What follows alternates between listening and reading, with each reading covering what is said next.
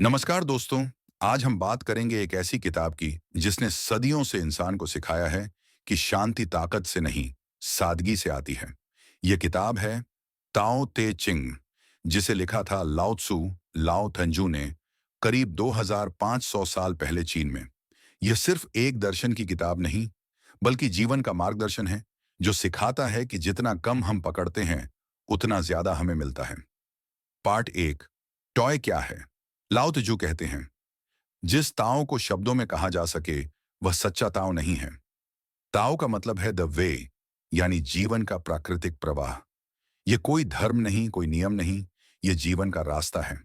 जैसे नदी बहती है, हवा चलती है, सूरज उगता है, सब कुछ अपने स्वाभाविक प्रवाह में है। ताओ हमें सिखाता है, जीवन को बहने दो, लड़ो मत। पार्ट दो, वू वेई, प्रयास रहित कर्म लाओ जू का सबसे गहरा सिद्धांत है।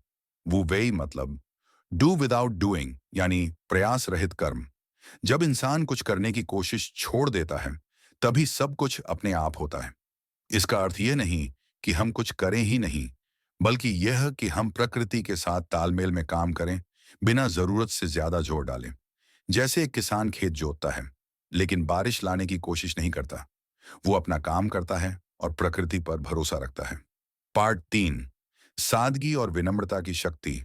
दुनिया में कुछ भी पानी जितना कोमल नहीं है, पर वही सबसे कठोर पत्थर को भी काट देता है। लाओ त्जू कहते हैं, सच्ची ताकत कोमलता में है। जो व्यक्ति विनम्र है, वह अटूट है। जो झुकता है, वही टूटता नहीं। आज की दुनिया में जहां हर कोई दिखना चाहता है, ताओ हमें सिखाता है, जो स्वयं को पीछे रखता है, वही सच्चा अग्रणी बनता है। पार्ट चार, लीडरशिप का ताव लाओ। जू के विचार सिर्फ आत्मा के लिए नहीं, नेतृत्व के लिए भी हैं। सर्वश्रेष्ठ नेता वो है जिसकी उपस्थिति में लोग कहते हैं, हमने खुद किया। एक सच्चा नेता आदेश नहीं देता, प्रेरित करता है। वो दिखावा नहीं करता, लेकिन उसका प्रभाव गहरा होता है।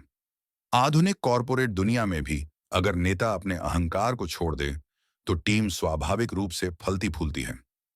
पार्ट पांच, इच्छा और संतोष। जो जानता है कि कब रुकना है, वही सदा सुरक्षित रहता है। लाओ त्जू कहते हैं, इच्छा का कोई अंत नहीं। जितना हम पाना चाहते हैं, उतना ही खो देते हैं। ताओ सिखाता है, संतोष ही सबसे बड़ी संपत्ति है। जो व्यक्ति अपने पास जो है, उसमें आनंद पाता है, वो कभी असंतुष्ट नहीं रहता। सच्ची शांति बाहर नहीं, भीतर है। पार्ट छह, यिन और यांग, विरोधों का संतुलन। लाओ त्जू ने सिखाया, हर चीज में दो पहलू होते हैं, यिन और यांग। अंधेरा और उजाला, नरम और कठोर, स्त्री और पुरुष। जीवन का रहस्य इन दोनों के संतुलन में है। अगर हम सिर्फ उजाले को चाहते हैं, तो अंधकार हमें डराता है। लेकिन जब हम दोनों को स्वीकार करते हैं, तो भीतर शांति आती है। बिना अंधेरे के उजाला अर्थहीन है। पार्ट सात, मौन और ध्यान लाओ त्जू का कहना है, मौन महान शक्ति का स्रोत है। आज की दुनिया में शोर बहुत है, हर कोई बोल रहा है, लेकिन सुन कोई नहीं रहा। ताओ हमें सिखाता है, कभी कभी जवाब बोलने से नहीं, चुप रहने से मिलते हैं। ध्यान का अर्थ है कुछ नया जोड़ना नहीं, बल्कि जो पहले से है उसे देखने लगना। पार्ट आठ, ईगो का अंत। जो खुद को महान मानता है, वह कभी महान नहीं होता। ताओ का मार्ग है अहंकार से मुक्ति का मार्ग। जो व्यक्ति मैं से परे चला जाता है, वही सच्चे अर्थों में स्वतंत्र होता है। हम अक्सर अपनी पहचान चीजों, पद या रिश्तों से जोड़ते हैं, लेकिन लाओ त्जू कहते हैं, जब तुम कुछ नहीं रह जाते, तभी तुम सब कुछ बन जाते हो।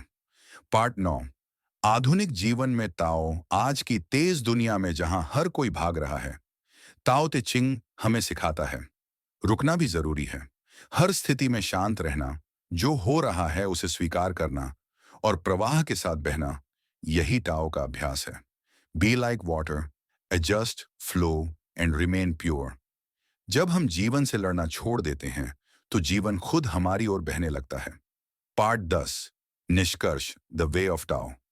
दोस्तों, ताओ ते चिंग कोई धार्मिक ग्रंथ नहीं, ये जीवन जीने की कला है। यह हमें सिखाता है कि शांति बाहर नहीं, हमारे भीतर है। सादगी में शक्ति है, मौन में उत्तर है, और प्रवाह में स्वतंत्रता है। पानी बनो जो हर परिस्थिति में ढल जाए, पर अपनी प्रकृति कभी न खोए। यही है ताओ, द वे ऑफ लाइफ। अगर आपको यह वीडियो पसंद आया हो तो इसे शेयर करें और चैनल को सब्सक्राइब करना ना भूलें। शांति में रहिए, संतुलन में रहिए। यही लाओ तजू की सच्ची सीख है।